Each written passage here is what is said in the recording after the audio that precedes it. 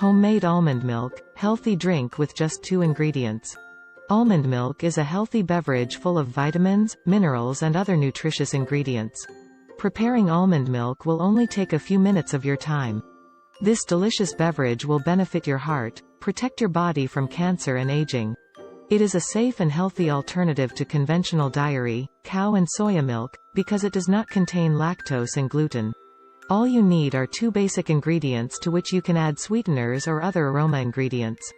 Ingredients: 1 cup of almonds. 1 liter of water. Preparation: soak the almonds in water overnight. Put almonds into the food processor, pour water and mix until you get a milky white liquid.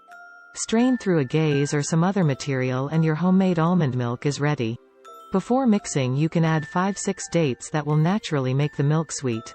Instead of dates, after straining the mixture you can add 1.5 teaspoon of honey or stevia. For a delicious beverage you will enjoy at any time of the day, you can also add a pinch of cinnamon. Almond milk should be kept in the fridge and used in 3 days. You can drink it as a refreshing and nourishing beverage, add it to your cereals for breakfast or use it in preparing homemade sweets or creams.